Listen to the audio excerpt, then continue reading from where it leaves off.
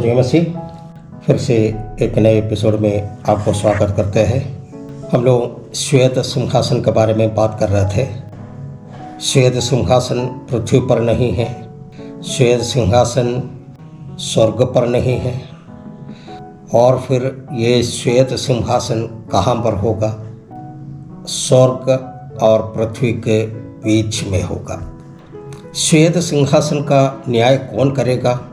पिता परमेश्वर नहीं है, क्योंकि उन्होंने न्याय का अधिकार पुत्र को दे दिया।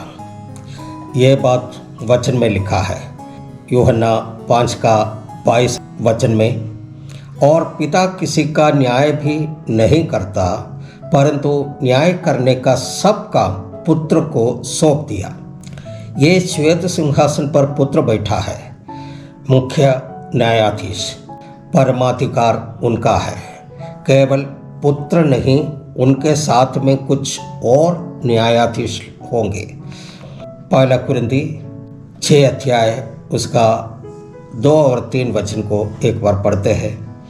क्या तुम नहीं जानते कि पवित्र लोग जगत का न्याय करेंगे? सो जब तुम्हें जगत का न्याय करना है, तो क्या तुम छोटे से छोटे झगड़ों का भी निर्णय करने के योग्य नहीं? क्या तुम नहीं जानते कि हम स्वर्गदूतों का न्याय करेंगे, तो क्या सांसारिक बातों का निर्णय ना करें? आप और हम दुनिया को न्याय करने जा रहे हैं। हम लोग साधारण लोग नहीं हैं। हालेलुया। मुझे सुनने वाले बहुत सारे लोग बैठे हैं। आप सारे लोग आने वाला समय का न्यायाधीश है, यानी जज है। हमको और आपको परमाधिकार मिलने जा रहे हैं। पहले ये लोग दूतों को बुलाएगा, उसका न्याय करेगा। पवित्र लोग यीशु मसीह के साथ बैठकर दुनिया का न्याय करेगा। किसको किसको न्याय करेगा? जो सारे मृतक लोग हैं। सारे लोग वहाँ पर नहीं आता, क्योंकि उसका पहले जी उठने वाला बहुत है। यीशु मसीह सबसे पहले उठा लिए गए, कलीसिया उठा लिए गए, शहीद लोग उठा लिए गए, पुराना नियम का पवित्र लोग उठा लिए गए, हानोक और एलिया उठा लिए गए, क्योंकि इन सबको न्यायासन के सामने आने का ज़रूरत नहीं है, क्योंकि ये लोग सिंहासन में जज के रूप में होंगे। पुराना नियम का पवित्र लोग जूरी के रूप में होंगे। बड़ी न्याय चल रहा है। ऊपर बताए हुए छोड़कर बाकी छोटे बड़े सारे मृतक न्यायासन के सामने आ गए हैं। गांधी, नेहरू, इंदिरा गांधी, राजीव गांधी से लेकर सारे राजनेता लोग, जितने फिल्म स्टार हैं, जितने बिजनेस वाले हैं, सारे आतंकी लोग हैं, सारे अधोलोक नायक हैं, सारे कुकर्मी लोग हैं। यीशु मसीह को सूली पर चढ़ाने वाला पिलातुस है, हेरोदा है, कैयफा है, हन्नास है, सारे लोग खड़ा है। यीशु मसीह सिंहासन पर बैठा है, पवित्र लोग उनके साथ है, उनके सामने सारे लोग खड़ा है। कैसे खड़ा होगा आप जरा सोचिए। सारे सिर झुकाकर, मुंह छिपाकर खड़ा है, टांगे हिल रही है। स्वर्ग में 3 किताबें हैं। कौन कौन सा है? जीवन का पुस्तक, स्मरण का पुस्तक और मेमने का जीवन का पुस्तक। लेकिन यहाँ 2 किताबें खोले जाते हैं। स्मरण का पुस्तक सारे लोगों का कार्यकलाप का वर्णन उसमें है।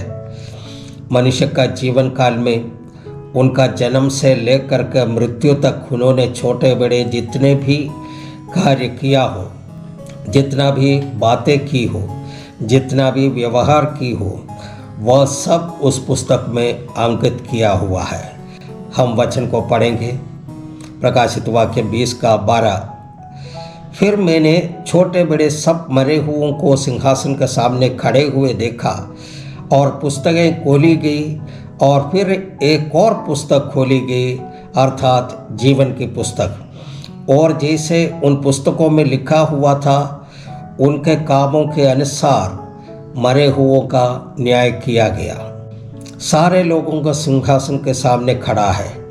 एक एक व्यक्ति को बुलाता है, किताब खोला जाता है, उनका सारे इतिहास, उनका चरित्र सबके सामने सारा रहस्यमय और सार्वजनिक तौर पर किए गए सारे बात वहाँ पर प्रकट हो जाते हैं और उनके किए के अनुसार उनका न्याय करता है। परमेश्वर के नाम की स्तुति हो।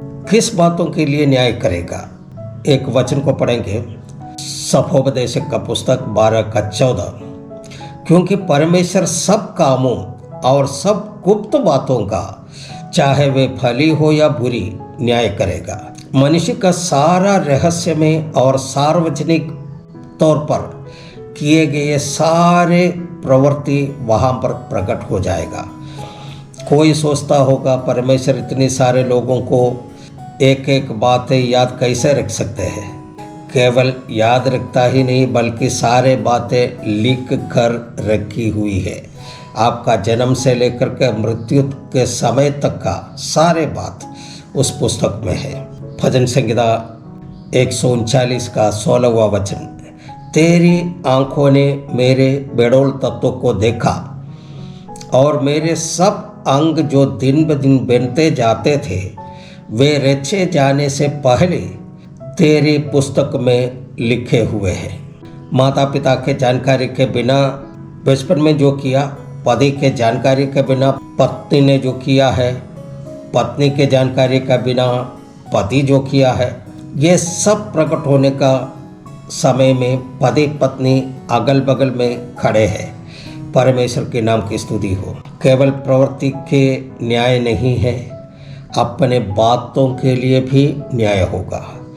मत्ती का 12:36 वचन में लिखा है, और मैं तुमसे कहता हूँ कि जो जो निकम्मी बातें मनुष्य कहेंगे, न्याय के दिन हर एक बात का लेखा देंगे। कोई लोग ऐसे कहते हुए सुना है, कभी कभी हम लोग भी अनजाने में ऐसे बोल दिया। प्रियो, हमारा मुंह से निकलने वाला हर एक बात सोच समझकर इस्तेमाल करना है।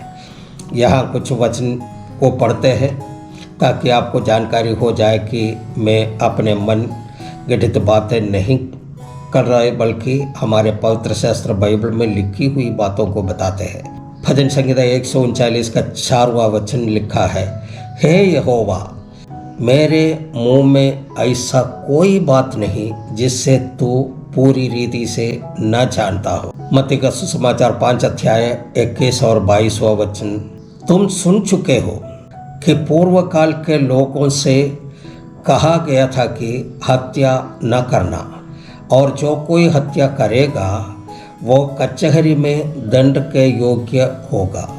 परंतु मैं तुमसे कहता हूँ कि जो कोई अपने भाई पर क्रोध करेगा वो कचहरी में दंड के योग्य होगा, और जो कोई अपने भाई को निकम्मा कहेगा वो महासभा में दंड के योग्य होगा, और जो कोई कहे अरे मूर्ख, वो नरक के आग के दंड के योग्य होगा। अपने भाई पर क्रोध करेगा वो कचहरी में दंड के योग्य होगा, और जो कोई अपने भाई को निकम्मा भी कहेगा वो महासभा में दंड के योग्य होगा, और जो कोई कहे अरे मूर्ख, ऐसे कहने से भी वो नरक के आग के दंड के योग्य होगा। कोई पूछेगा पेंटेकोस्टल वालों को ये सब छूट है? नहीं, ये सब के लिए है। रोमियो की किताब का 14 अध्याय उसका 10वां वचन, तो अपने भाई पर क्यों दोष लगाते हैं, या तो फिर क्यों अपने भाई को तुच्छ जानता है? हम सब के सब परमेश्वर के न्याय के सिंहासन के सामने खड़े होंगे। हम सुनते हैं गॉसिप, कोई कंट्रोल नहीं, सबका हिसाब देना है, मजाक नहीं, सारे लोगों को न्याय करेगा। रोमियो का किताब का 2 अध्याय 16वां वचन, जिस दिन परमेश्वर मेरे सुसमाचार के अनुसार यीशु मसीह के द्वारा मनुष्यों की गुप्त बातों को न्याय करेगा। लूका रचित सुसमाचार उसका 12 अध्याय 2 और 3 वचन, कुछ ठप्पा नहीं जो खोला न जाएगा, और न कुछ छिपा नहीं जो जाना न जाएगा। इसलिए जो कुछ तुमने अंधेरे में कहा है वह उजाला में सुना जाएगा, और जो तुमने कोठरियों में कानों कान कहा है वो कोठों पर प्रचार किया जाएगा। इसलिए आपको अभी ये सुनहरा अवसर है, अभी एक मौका है। आप अपने आप को एक बार जांच लें कि आप यीशु मसीह के लिए क्या किया है। जो आपसे हो सकता था, जो आप कर सकता था, क्या आपने वो काम किया है? जिस काम के लिए आपको चुना है, जिस काम के लिए आपको जीवित रखा है, जिसके द्वारा आप प्रतिफल पा सके, अभी तक आप उस यीशु मसीह के लिए कुछ काम किया है? अभी भी आपके पास मौका है। आप अपने आप को उस काबिल बना सके कि आप ही यीशु मसीह के ओर से अच्छे प्रतिफल पा सके। 1 कुरिन्ती 4:5 सो जब तक प्रभु न आए, समय से पहले किसी बात का न्याय न करो, वही तो अंधकार की छिपी बातें ज्योति में दिखाएगा और मनों की मतियों को प्रकट करेगा। तब परमेश्वर की ओर से हर एक की प्रशंसा होगी। अब शुरू में जो पढ़ा हुआ वचन में एक बार आ जाते हैं, यहाँ ऊपर आ जा और मैं वे बातें तुझे दिखाऊंगा जिनका इन बातों के बाद पूरा होना अवश्य है। अगर उस दिन न्याय सिंहासन के सामने खड़े होने से बचना है तो आज आपके पास समय है। अपने किए हुए पापों को अंगीकार करके यीशु मसीह के सामने क्षमा प्राप्ति के लिए प्रार्थना करें। रोते हुए, पश्चाताप करते हुए मसीह के सामने घुटना टेके, क्योंकि मसीह के लहू सारे पापों को धोने के लिए सक्षम है। पूर्ण मन से, पूर्ण हृदय से यीशु मसीह के सामने आए। यीशु मसीह आपको पुकार रहे हैं। यीशु मसीह आपके पास खड़ा है। प्रार्थना करें। हालेलुया। यहाँ ऊपर आ जा और मैं वे बातें तुझे दिखाऊंगा जिनका इन बातों के बाद पूरा होना अवश्य है। पहले हम सब 10 युग के बारे में पढ़े हैं। इसके दौरान हमने 9वां युग तक देखे हैं और श्वेत सिंहासन के बारे में सारे बातों को बताकर ख़त्म किया। जैसे हमने पहले बताया है, हम मसीह के लिए क्या किया। हमारा रोज़मर्रा का जीवन का बोझ इतना बढ़ गया है कि दूसरा कुछ बात सोचने का भी हमारे पास समय नहीं है। आप एक बार सोचें, एक सप्ताह आप किस प्रकार बिताया है। एक सप्ताह में 7 दिन है, उसमें आप कितना दिन आपके लिए खर्च किया है और कितना दिन यीशु के लिए खर्च किया है। कितना घंटा आपके लिए और आपका परिवार के लिए खर्च किया है और कितना घंटा यीशु मसीह के लिए खर्चा किया है। एक बात आपको अच्छी तरह से समझना होगा कि सप्ताह का पूरा दिन अगर आपके लिए खर्च किया हो तो वहाँ पर जाके कुछ भी नहीं मिलेगा। आजकल किसी के पास समय नहीं है कि इतवार को कलीसिया में आए, उपवास प्रार्थना में आए, रात्रि प्रार्थना में आए, बाइबल स्टडी के लिए समय निकाले, पर्चा बांटने के लिए समय निकाले। किसी को कलीसिया के काम के लिए समय नहीं है, वचन पढ़ने के लिए समय नहीं है, यीशु मसीह के साथ बैठने के लिए समय नहीं है। कारण क्या है? जिंदगी का बोझ, संपत्ति बढ़ गया है, उसका बढ़ोतरी और करने का बोझ। अभी ये एपिसोड यहाँ पर समाप्त करते हैं। अगले एपिसोड में फिर मिलेंगे। तब तक के लिए सबको जय मसीह, सबको धन्यवाद।